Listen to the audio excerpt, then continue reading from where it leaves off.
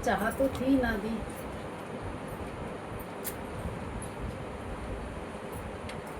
शुभ इच्छा थी ना उसकी। हम माया की इच्छा करते हैं।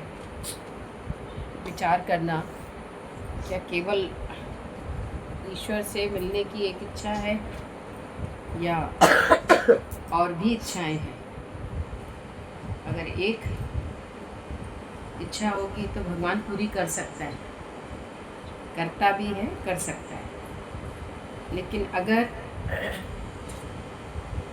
तुम क्या क्या चाहते हैं बताओ भगवान से भी। एक इच्छा होगी तो ये भगवान की भी शर्त है, मैं पूरी करूँगा। लेकिन तुम भगवान के साथ माया की भी इच्छा करते हैं तो वो भगवान पूरी नहीं कर सकते। फिर बात आ जाती है प्रारब्ध पर कि जो प्रारब्ध में होगा वही मिलेगा। उसके बाद ईश्वर मेहरबान होता है पर अपने भक्त के लिए, और वो भी इसलिए क्योंकि वो भगवान से भगवान को ही मांगता है, वो संसार को नहीं मांगता। इसलिए भगवान उसका मददगार होता है। ईश्वर के रास्ते पर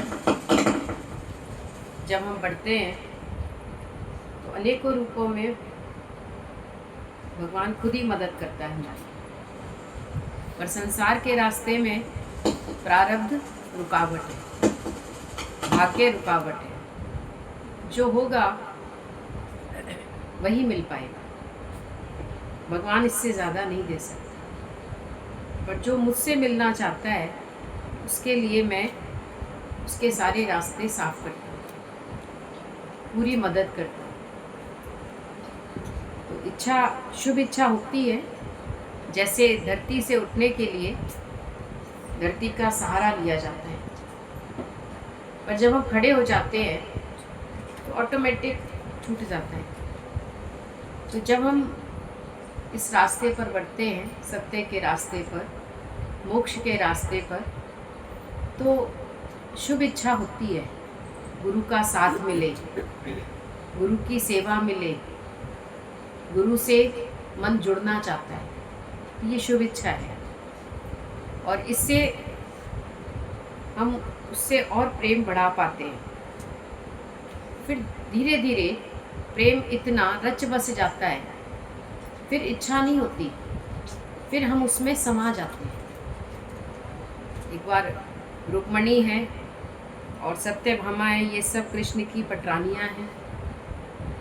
तो उन्होंने कृष्ण से पूछा कि भगवान, है तो हम तुम्हारी रानी, पटरानियाँ हैं, हम तुम्हारी सब रानियाँ हैं, पर तुम रहते हमेशा राधा के साथ हो, तुम्हारे हृदय में रहती राधा ही है, क्या कारण है? जबकि उससे कोई तुम्हारा रिश्ता भी नहीं है। रिश्ते में तो हम हैं तुम्हारी पटरानी। तो भगवान ने उनको दूध पीने को दिया थोड़ा सा, बोला इस दूध को पियो तुम। बोला उस दूध में से भी राधा राधा की आवाज़ आ रही थी। वो उन्होंने सुनी, महसूस की। तो बोला ये क्या, हम तो आपसे प्रश्न पूछ रहे थे और आपने तो हमें क्या दे दिया। बोला कुछ महसूस हुआ तुमको? बोला राधा हर वक्त मेरे साथ है, क्योंकि उसके पास पुकार ही एक ही है, केवल कृष्ण। उसके लिए और कोई दूसरा नहीं है। तुम्हारे लिए तो और भी हैं, बच्चे भी हैं तुम्हारे, ये भी है, परिवार भी है, तुम सबके बारे में सोचते हो, लेकिन वो सिर्फ मेरे बारे में ही सोचती है। तो जो प्रेमी होता है वो कभी अहंकार नहीं करता, और जो प्रेमी नहीं है बोला वो कभी भी उसके अंदर का अहंकार निकल पड़ेगा। इसलिए पहले ऋषि मुनि संत ये कभी किसी को ऐसे ब्रह्म ज्ञान नहीं देते थे। यहाँ तक कि कृष्ण ने भी ये ब्रह्म ज्ञान नहीं सुनाया। पूरे जीवन में अब तो रोज सत्संग हम सुन रहे हैं, लेकिन कृष्ण ने पूरे जीवन में कोई सत्संग नहीं सुनाया, किसी को भी नहीं सुनाया, कोई ज्ञान नहीं सुनाया, पर आचरण उसका अच्छा था। अगर कोई सीखना चाहता तो आचरण से सीख सकता है। पर जब जरूरत लगी, जब योग्य जिज्ञासु देखा उन्होंने अर्जुन को, तब उनके मुख से ये ज्ञान निकला। बोला गुरु भी हमें सुना नहीं सकता। जब कोई योग्य जिज्ञासु आता है, आज तो सत्संग की बहुत भरमार है सब तरफ, तू नहीं तो और सही, और नहीं तो और सही, इसमें कोई मन थोड़े ना टिकेगा हमारा। ऐसे मन तो मुड़ेगा ही नहीं। यहाँ मन नहीं मुड़ा तो हमने इससे दिल लगा लिया, यहाँ भी नहीं मन ने कुर्बानी की तो हमने यहाँ दिल लगा लिया, यहाँ भी नहीं हुई तो और सही। तो बोला ये कोई ज्ञान नहीं होता। आज ये विदेशों की भाषा है, विदेशों में कितनी भी शादियाँ कर लेते हैं, लेकिन हमारे देश में क्या ऐसा होता है? होता था या होता है? उसको भगवान ने बोला वो व्यभिचारिणी है, जो अपने पति से मन ना लगाकर दूसरे में मन रखकर बैठी है, ये बहुत बड़ी गाली है।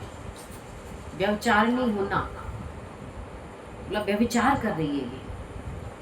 तो जो भक्त होता है मेरा, वो अव्यभिचारी भक्ति करता है। मतलब एक ही जगह मुझे मन को ठहराना है, टिकाना है। मन टिकेगा भी एक ही जगह। अगर तुम अभी इस मन को 10 जगह लेके जाओगे ना, तो मन बहुत हलचल में आ जाएगा। अभी कहोगे ये कर लूँ, थोड़ी देर बाद कहोगे ये कर लूँ, थोड़ी देर, तो काम ही कुछ नहीं होगा तुम्हारा। कभी भी देखो ना, प्रैक्टिकल ज्ञान सुना रहा है गुरु हमको कि काम ही कुछ नहीं होगा आपका। ऐसे ही होता है, मैक्सिमम लोगों का काम ही बिखरा रहता है, क्योंकि वो एक काम ही नहीं कर पाते पूरा, कहीं मन को ठहरा ही नहीं पाते। अरे जो कर रहे हो पहले उसको पूरा कर लो ना। तो हमारे भारत देश की जो प्रथा है वो बिल्कुल सही है योग जुड़ने के लिए।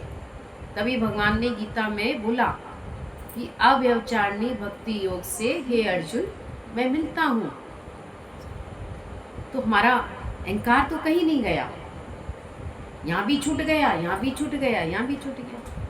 अहंकार तो कहीं अंत हुआ ही नहीं। सुनना थोड़ी होता है ज्ञान, ज्ञान सुनना नहीं है। पियो रे राम रस है कोई प्यासा, पीना है राम रस को, पीना है, सुनना नहीं है। बोला सुनोगे तो अहंकार बढ़ जाएगा। ज्ञान सुनने से अहंकार बढ़ता है। अभी आप कहोगे कैसे अहंकार बढ़ता है? मैंने तो इतना सुना है, मैं तो सत्संगी हूँ, मैं तो पुराना सत्संगी हूँ, और ये तो अभी अभी आई है, फलाना तो ये अभी आया है। तो क्या होगा? हो सकता है अभी आया है ये ज़्यादा प्रेमी हो, हमारे अंदर अहंकार, ऐसा भी हो सकता है। भगवान को अहंकार किसी का भी पसंद नहीं है, चाहे वो कोई भी हो। अर्जुन का भी अहंकार तोड़ा उसने। भले अर्जुन के लिए लोगों ने कहा कि ये बहुत चापलूस है, भगवान इसी को प्रेम करता है, भगवान ने इसी का ही साथ क्यों पकड़ा, इसी का ही रथ क्यों संभाला? आप बताओ क्यों संभाला? आप सब जानते हो, ज्ञानवान तो सब हो, लेकिन जब समय आता है तो सब ज्ञान भूल जाता है। जब हालत आती है तब क्यों संभाला? आपको भी पता होगा क्यों संभाला, क्योंकि वही उसने भगवान की ही शरण ली, उसने संसार की शरण ही नहीं ली। तो जो भगवान की शरण में आता है तो भगवान को उसका भार उठाना ही है, उसमें कोई दो राय नहीं है। जो आपके चरणों में गिर जाए तो आपको उसे उठाना ही पड़ेगा। तभी अर्जुन भगवान के चरणों की तरफ बैठा जाकर, और दुर्योधन सिर की तरफ। तो दुनिया में सत्संग सुना रहे हैं, सत्संग सुन रहे हैं, पर अहंकार की चटनी नहीं बन रही हमारी। गुरुजी कहते थे तुम आओ यहाँ पर तो हम तुम्हारी अहंकार की चटनी बनाएं, तब तुमको ये ज्ञान समझ में आएगा। अहंकार रख के ज्ञान अंदर जाएगा नहीं। अहंकार को ढक्कन बोला गया है। अहंकार एक ढक्कन की तरह है, जो जितना भी ज्ञान जाता है वो सब ऊपर ही रह जाता है। खत्म। पर जब अहंकार का ढक्कन हट गया तो एक बूंद ब्रह्म ज्ञान की मस्त करे दिन रहे। एक बूंद बोला है केवल। और यहाँ तो हम कितना भर भर के सुन रहे हैं सत्संग, लेकिन फिर भी मन टिक नहीं रहा, क्योंकि मन को हमने प्रेम में ठहराया नहीं। प्रेम में ठहरता है मन, ज्ञान में नहीं ठहरता। कई बार ज्ञान से तो कभी कुछ पॉइंट लगाएगा, कभी कोई पॉइंट लगाएगा, पर प्रेम में तो मन हिलेगा ही नहीं। इसलिए बोला बन प्रेमी ज्ञानी नहीं। ज्ञानी बनोगे तो मन कभी भी भटक जाएगा, पर प्रेमी बनोगे तो मन ठहरा रहेगा।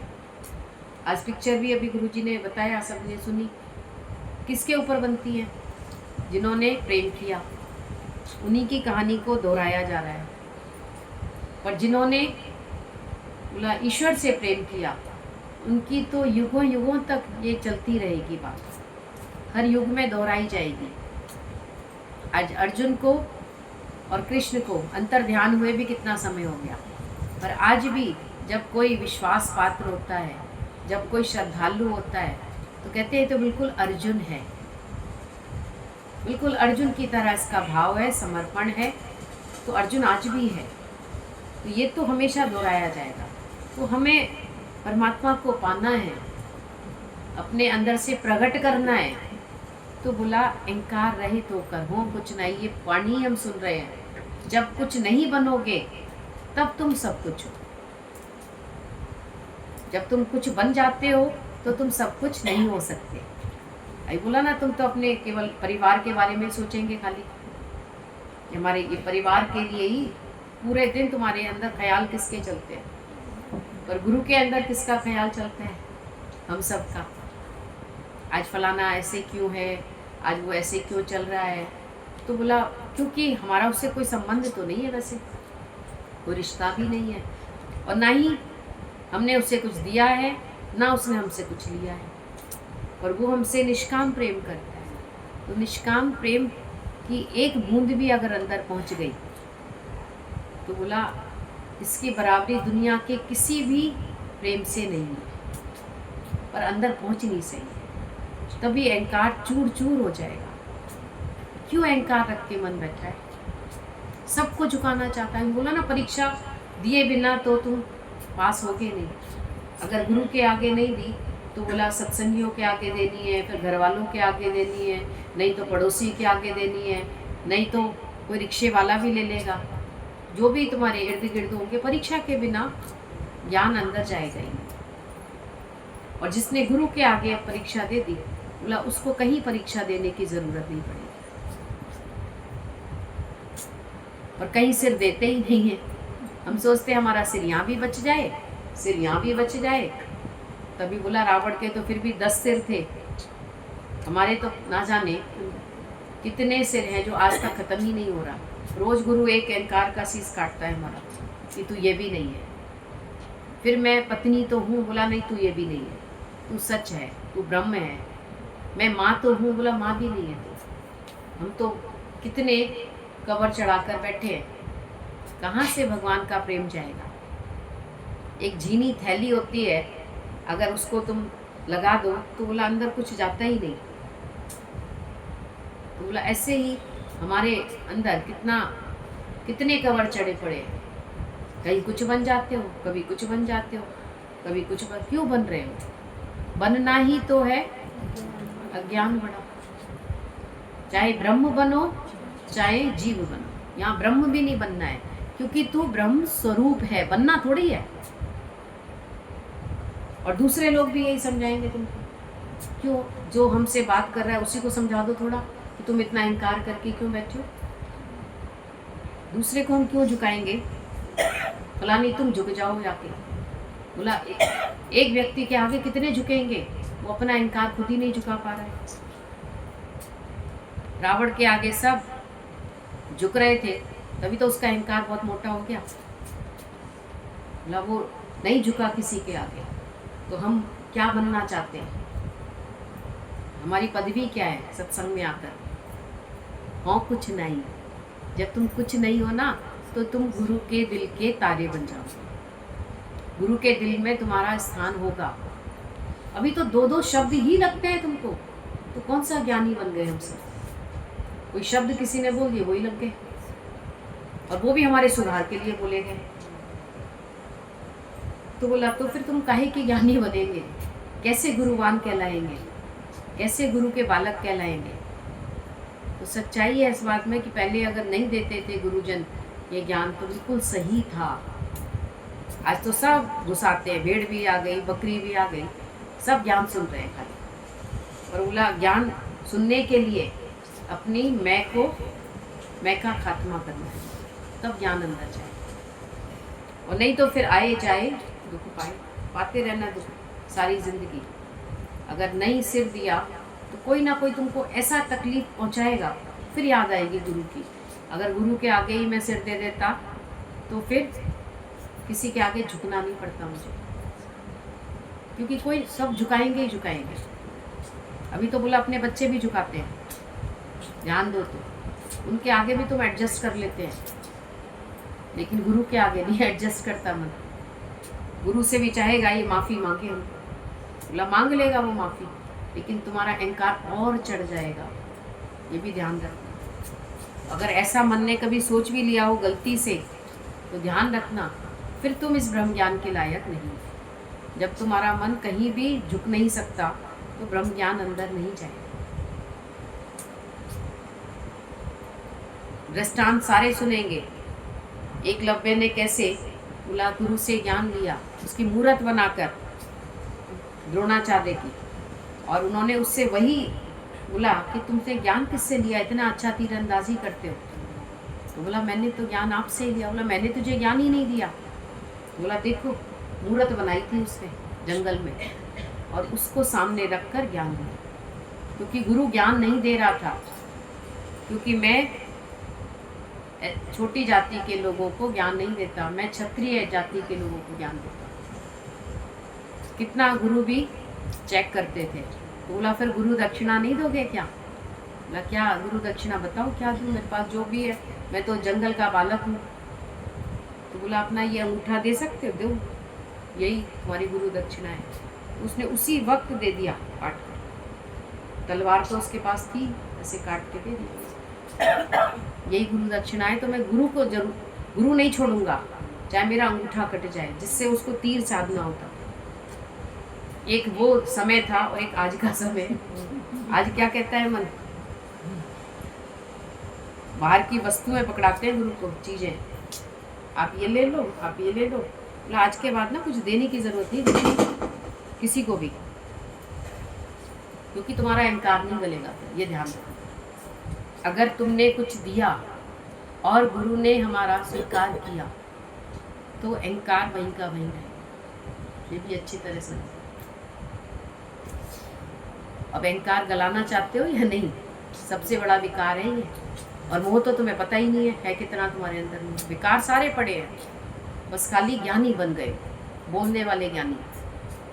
तो ऐसे ज्ञानी बोला बोलने वाले ज्ञानी नहीं होते, वक्ता ज्ञानी नहीं होते, ज्ञानी होते हैं जिसकी रहनी ज्ञान वाली होती है,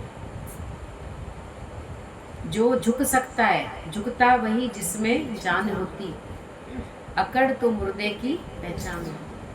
तो ये प्रश्न है कि अभी तक चल ही रहा है कि जब तुम कुछ नहीं है तो सब कुछ है।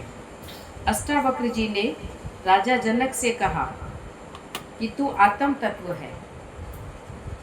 ये ज्ञान हो जाने पर शरीर, मन और बुद्धि अलग प्रतीत होते हैं। बोला जब तुमको अपने स्वरूप का ज्ञान होता है, आभास होता है, तो बोला शरीर, मन और बुद्धि अलग महसूस करोगे कि ना मैं ये शरीर हूँ, ना मैं ये मन हूँ, ना मैं बुद्धि हूँ। अलग कर दोगे ना, तब इस पर विजय प्राप्त कर सकते हो। जब तक इसका रूप बनकर बैठोगे तो इस पर विजय नहीं प्राप्त कर सकते। फिर तो तुम्हारी इससे बहुत अटैचमेंट है। सबसे ज़्यादा अटैचमेंट किससे है? अपने शरीर से, अपने मन से, अपनी बुद्धि से। आई एम राइट, मैं ठीक हूँ, मैं ठीक रहूँ, तो शरीर भी नहीं हूँ मैं। ये शरीर तो धोखा देने वाला है 1 मिनट में। और मन को भी अगर सुमन बनाया तो वो भी गुरु कृपा से। बुद्धि भी अगर आज सुबुद्धि बनी है, नहीं तो देखो क्या हमारी करतूतें थी, अभी ज़रा देखो, बोला अगर हमारी ये करतूतें थी ना, ये ज्ञान के लायक हम थे नहीं। ये गुरु की कृपा हुई कि उसने हमारे जीवन को बदला। नहीं तो कौन सा विकार नहीं था बताओ।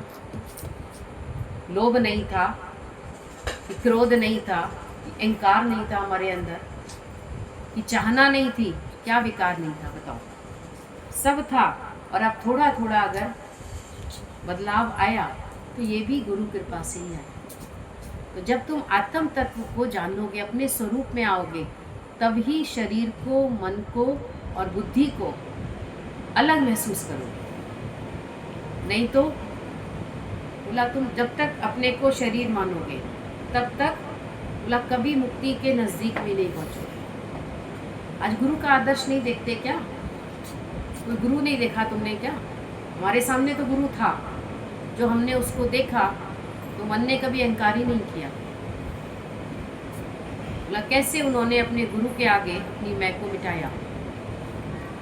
कैसे गुरुजी कहते थे हम एक बार लखनऊ से बॉम्बे पहुंच गए, और जब वहाँ पहुँचे तो किसी ने बता दिया था कि अभी सब लोग गए हुए हैं तो तुम आ जाओ। चिट्ठी आ गई किसी की, मतलब जैसे तुलसी माता ने ही डाल दी किसी कि भाई तुम आ सकती हो। पहुँच गए वो, और जैसे ही देखा गीता भगवान ने, उन्होंने पलट के बोला तुम किससे पूछ कर आई। आप सोचो, एक तरफ गुरु का ही एक प्रेमी बुला रहा है, भाई अभी इस समय खाली है जगह, कोई आया नहीं है तो तुम आ सकते हो। वो पहुंच गए। बोला एक ही बार गए थे बिना बताए, पर उस बार भी बहुत कुछ सीख कर आए। तो जैसे ही पहुंचे तो गीता भगवान ने बोला तुम किससे पूछ कर आई। बोला हम चुप हो गए। यहाँ तो बहस करते हैं बहुत ज़्यादा। तुमने कभी ना तो गुरु की मर्यादा देखी है और ना ही तुमने गुरु को देखा है। और जिसका भी तुम ज्ञान सुनते हो, क्या तुमने उसका आचरण देखा है कभी कि उसने अपने गुरु के आगे अपने जीवन को कैसे मिटाया। बोला हमने उनको, बोला हाँ गलती तो हुई, हम तो पूछा ही नहीं, आपसे तो पूछा ही नहीं। ये भी नहीं बोला कि हमको माता ने बुलाया। बोला क्यों दूसरे को हम कहें आगे रखें। बोला हाँ गलती हुई। बोला अब तुम कहाँ रहोगी ये बताओ, रहोगी कहाँ, क्या बोले कहाँ रहोगी, क्योंकि ना तो कोई हमारा आसरा है बॉम्बे में। था तो रहते थे और चाचा वगैरह रहते थे, लेकिन उनके घर तो कभी गए ही नहीं ना वो लोग कभी भी। उन्होंने कहा हम तो गुरु के पास ही आते हैं हमेशा। तो गुरु का तुम जानते हो, गुरु की मर्यादा क्या होती है, गुरु भक्ति क्या होती है, जानते भी हो। तो बोला फिर तो परीक्षा ही ले रही थी गुरु को। फिर उन्होंने थोड़ी देर बाद बोला देखो तुम ऐसा करो, अभी 4 दिन तो वहाँ रह कर आओ, हम उसके यहाँ ठहरा रहे हैं, फिर उसके बाद यहाँ आ जाओ। ठीक है। बोला कोई पहुँचे भी और गुरु का साथ भी ना मिले, क्योंकि जब बहुत ज़्यादा प्रेम होता है तो मन साथ ही चाहता है और कुछ नहीं चाहता। तो बोला तो भी हमने कोई हाँ हूँ शिकायत नहीं करी, और हम तो छोटी छोटी बातों में शिकायत करते हैं। क्या है जीवन हमारा, ज्ञान के लायक भी हैं हम क्या? हम फलाने का ज्ञान सुन लेते हैं, हम सुन लो, किसी का भी सुन लो, पूरी यूट्यूब भरी पड़ी है ज्ञान से, और कहीं भी अगर सिर नहीं दोगे ना तो ज्ञान ऊपर से ऐसे निकल जाएगा। उसकी ढक्कन तो लगा पड़ा है अहंकार का, ऊपर से ज्ञान आएगा इधर चला जाएगा। क्योंकि सिर देना ज़रूरी है, जहाँ भी हम बैठे हैं वहाँ सिर देना ज़रूरी है, और हम हर जगह से बचकर निकलना चाहते हैं। तो उन्होंने अपने गुरु के आगे सिर दिया और अंत तक दिया। तुम तो कहेंगे हमने दे दिया, एक बार दे दिया बस खाली। बोला उन्होंने अंत तक दिया। जब तक शरीर था तब तक गुरु को उन्होंने ऐसे नहीं सोचा कि मेरी वाणी तो बहुत अच्छी है, मैं तो अच्छा बोल सकता हूँ, मैंने तो बहुत कुर्बानी की है, मैंने तो बहुत सेवा करी है। कभी उनके मुख से हमने यही बातें नहीं सुनी, ये शब्द ही नहीं सुने ऐसे। और आजकल तो बहुत जल्दी मैं ये करता हूँ, मैं ये करता हूँ। मतलब आत्म तत्व तक पहुँचोगे कैसे जब तक गुरु भक्ति नहीं है, गुरु मर्यादा नहीं है, गुरु से तुम्हारा लिंक नहीं है, गुरु से तुम्हारा प्रेम नहीं है, तो आत्म तत्व की बात सुनना भी व्यर्थ है। क्योंकि अगर केजी के बच्चे को तुम पीएचडी के क्लास में बिठा दो तो उसका आना और जाना बेकार होगा, फीस भी देनी बेकार हो गई तुम्हारी। मेहनत भी बेकार, तो पहले उसके लायक भी गुरु ही बनाता है। क्योंकि बोला गुरु हमसे कुछ ले नहीं रहा है पर दे ही रहा है। और आज उसने हमें नहीं संभाला होता तो बोला पड़े होते किसी कोने में, कोई पूछता भी नहीं। बोला थूक लगाकर भी देखो कोई नहीं पूछता, क्योंकि उसके लायक ही हम नहीं हैं।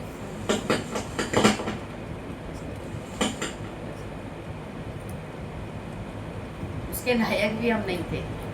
कहाँ थे ब्रह्म ज्ञान के लायक? पूजा पाठ करने वाले लोग थे, भगवान से चीज़ें मांगने वाले, वस्तुएं मांगने वाले, लोभी लालची बैठे थे। बोला कहाँ थे? निष्कामी थे क्या? मेरी इच्छा थे क्या? और खूब दूसरों की गलतियाँ देखने वाले, दूसरों में कमियाँ देखने वाले। और अभी गुरु ने बोला अपनी कमी देखो बस, और किसी की देखनी ही नहीं। तो राजा जनक से जब कहा गया कि तू आत्म तत्व है और ये ज्ञान हो जाने पर शरीर, मन और बुद्धि अलग प्रतीत होते हैं। तो शरीर, मन, बुद्धि, संसार सब जड़ है, पर इनमें जो एकमात्र चेतन शक्ति है वो आत्मा है। तो आत्म तत्व को जब जानोगे, महसूस करो अपने को, जब आत्म जानोगे तो बोला शरीर से मन अपने आप अलग हो जाएगा। फिर शरीर के सुख के बारे में भगवान से कभी भी मांग नहीं करेगा, और मन तो अपनी चलाएगा नहीं, जो गुरु कह रहा है वही सत्य है। जब अर्जुन को पूछा गया तुम तो चापलूस हो गए हो गुरु के, हर वक्त जो कृष्ण कहता है वही तुम हाँ हाँ हाँ करते हो। तो बोला कैसे? बोला अभी कृष्ण ने बोला कि आकाश में कबूतर उड़ रहे, तो तुमने बोला हाँ हाँ उड़ रहे, सफ़ेद कबूतर हैं। फिर जब कृष्ण ने बोला कि कबूतर नहीं उड़ रहे हैं, कहाँ है? साफ है आसमान, तो फिर तुमने बोला साफ है आसमान। तो बोला ये तो चापलूसी नहीं हुई, अभी कह रहा है। तो बोला चापलूसी कैसे हुई? जब भगवान ने कहा तो मुझे दिख रहे थे, और जब दिख रहे थे तो मैं क्या इसमें क्या बोलूँ, मैं नहीं दिख रहे हैं। और जब भगवान ने कहा नहीं है तो मुझे नहीं दिख रहे थे, तो इसमें कौन सी बात है? तो जो भगवान कह रहा था वही उसको राइट लगता, और हमें राइट लगता है। जो भगवान कह रहा है उसी को मन हमारा बुद्धि काटती रहती है ऐसे करके। मन और बुद्धि को बोला गया है ये तलवार है, जो गुरु के वचन को रोज काटती रहती है ऐसे करके। गुरु ने जो बोला उसको मन नहीं, ऐसे नहीं हो सकता। बुद्धि भी कहती है ऐसे कैसे हो जाएगा। हम जाए गुरु के पास और गुरु हमें कहे कि तुम क्यों आए हो। और हम तो जब पहली बार गए थे, जब लखनऊ पहली बार फर्स्ट टाइम, सोचो तुम फर्स्ट टाइम जाओ और दरवाजे पर वो गुरुजी खड़े थे, प्रमिला भगवान, और वो कह रहे हैं ये कोई टाइम है आने का, ऐसे ही बोल रहे थे टाइम है आने का। ऐसे करके दरवाजे पे हम लोग पहुँचे तीनों और बोले ये टाइम है आने का। अब टाइम क्या होता है आने का? ट्रेन जब पहुँचेगी तभी पहुँचोगे ना। अब हमें तो इतनी समझ भी नहीं है ना किस समय जाना चाहिए, ये समझ धीरे धीरे तो आई।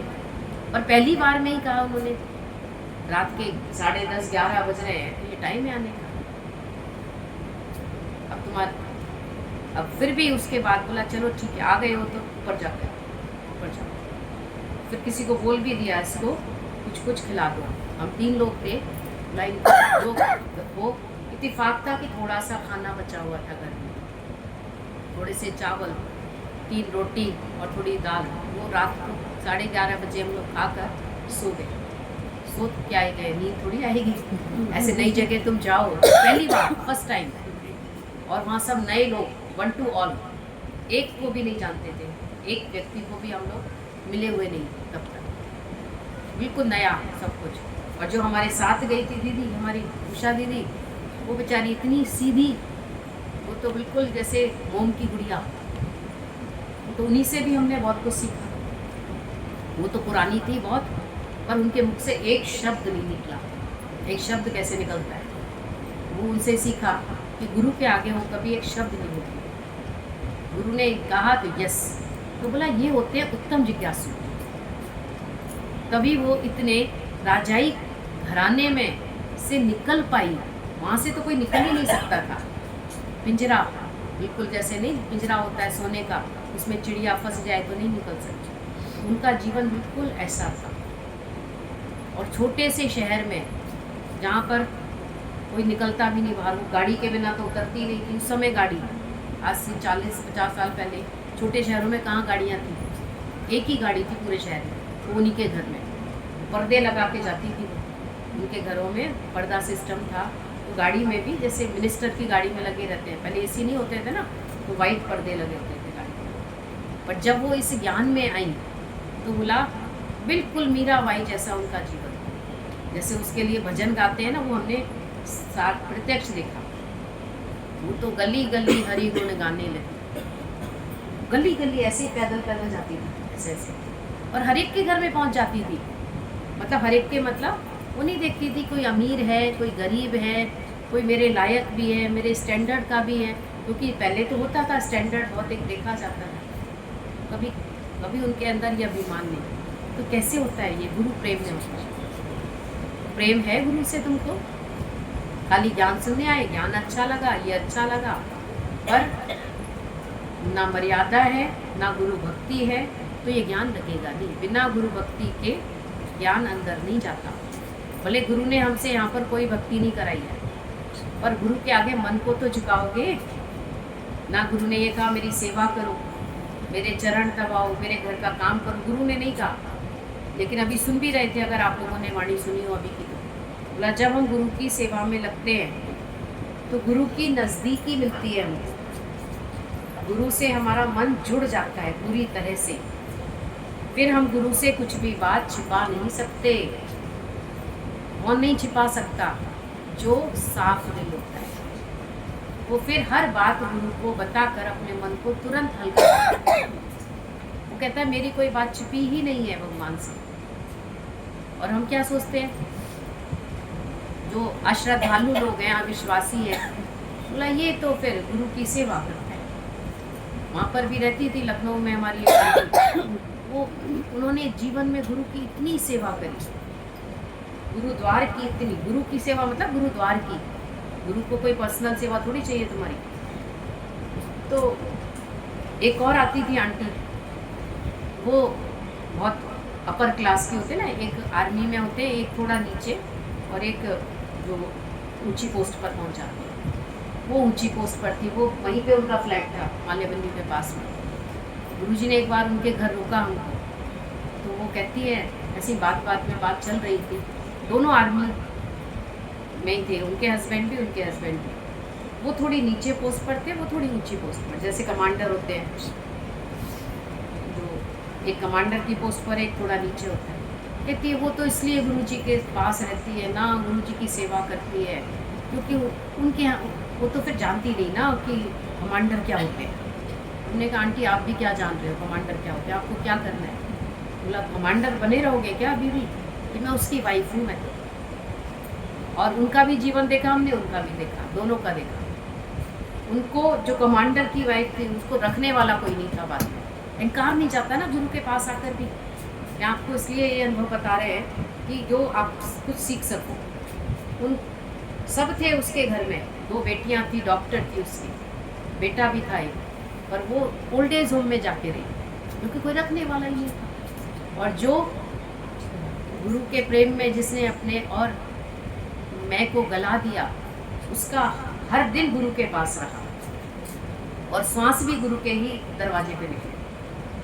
तो अहंकार किस चीज़ का करते हो कि मैं फलाना हूँ, मैं फलानी हूँ, उसके पास कुछ नहीं है, वो गरीब है। जो गरीब है पर वो हो सकता है प्रेमी हो, ऐसा भी हो सकता है, और हम ज़्यादा अमीर हैं, हो सकता है हम अहंकारी हो।